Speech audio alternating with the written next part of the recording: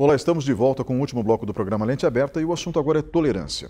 Eu convidei o professor Edson Silva, nosso último entrevistado, doutor em História, para conversar conosco sobre São Francisco de Assis com um objetivo bem claro. Refletir um pouco sobre a vida desse homem.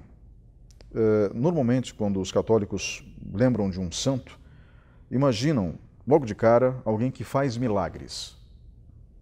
Santo não realiza milagres.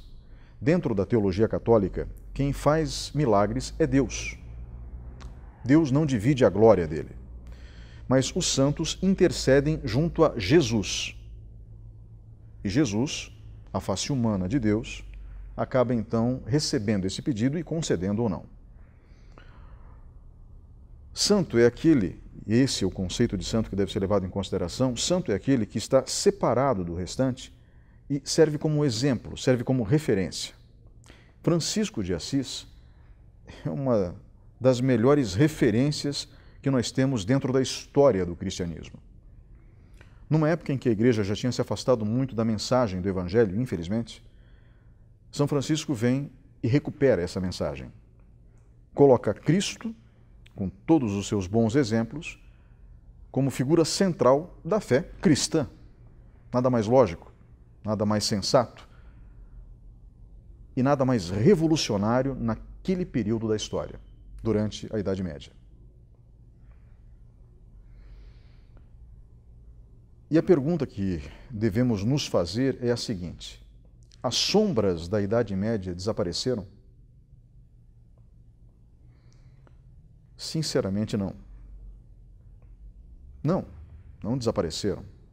Os seres humanos cometem os mesmos erros sucessivamente, geração após geração. É como se 2000 anos de cristianismo e antes disso outras experiências também religiosas muito bonitas não tivessem servido para nada. Só que isso não é verdade. As lições se encontram aí. As reflexões estão disponíveis. Ainda mais numa era de tecnologia na palma da mão. O problema é decidir seguir esses exemplos. Isso é difícil para mim, isso é difícil para qualquer ser humano. Os bons exemplos, eles servem de inspiração. E Francisco de Assis é um exemplo de tolerância. Numa época em que a igreja queria dominar à força a Terra Santa, ou seja, onde hoje se encontra o Estado de Israel, que na época se encontrava sob domínio muçulmano,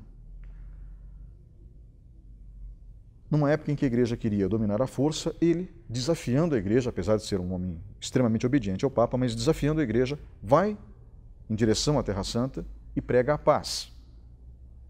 Esse discurso de paz é reconhecido pelos muçulmanos, guerreiros excelentes, inclusive na época, e eles escoltam São Francisco durante todo o trajeto dele durante a Terra Santa, dentro da Terra Santa. Até que ele sai da Terra Santa e não é mais escoltado pelos muçulmanos. Isso é resultado de tolerância. É isso que o bom comportamento gera.